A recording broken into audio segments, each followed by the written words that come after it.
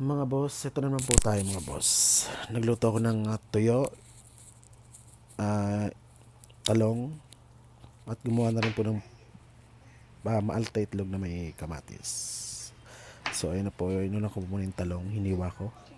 At ati po nating piprituin ito mga boss. Hiniwa ko po muna yung sibuyas para mahanda po ang ating panghalo sa itlog na maalat po natin.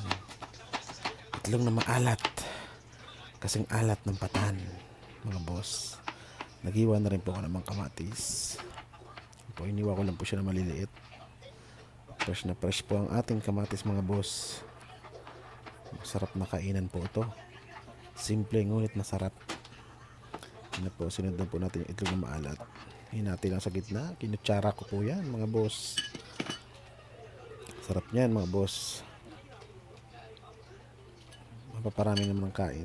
So ito na po, sunod, nag-init na po ako ng kawali, isasalang na po natin ng ating mga talong mga boss. Madali naman po maluto yan mga boss. Pag umitim, yun na po, luto na yun. Masarap po yan sa bagoong, o kaya toyo na may sibuyas na may sili.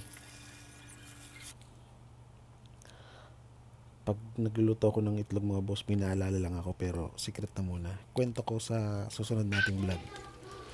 Yan na po, nagprito na po tayo ng bread pusit. Sarap yan, medyo may kamahalan lang po, pero sulit naman ang sarap.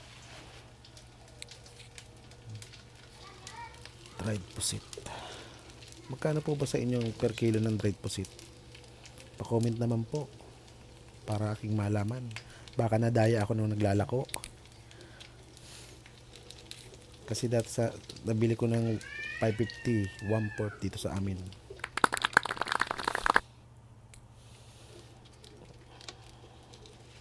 Ano po, second batch ng ating dried pusit.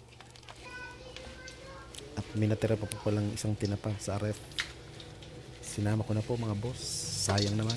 At hinaluan ko na rin ng tuyo na maliliit. Sarap niyan mga boss. Ano po, nahuli lang ang tinapa at makapal-kapal mga boss. Ano po, haluin na natin yung hiniwa natin kamatis at itlog na maalat mga boss. Kasama na rin yung sibuyas dyan. Titimpla lang natin ng konting paminta. Okay na po yan. At syempre pag may dried mga tuyo, hindi mawawala ng suka mga boss. Ayan ang partner talaga niya na may sili, na sukang binabad. So ayan na po mga boss, kain po tayo. Ayan na po, luto na. Sarap niya mga boss, kain po tayo.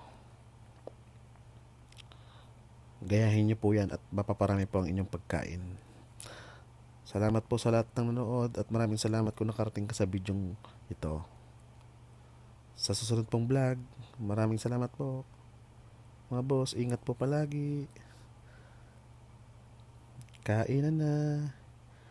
Yum yum.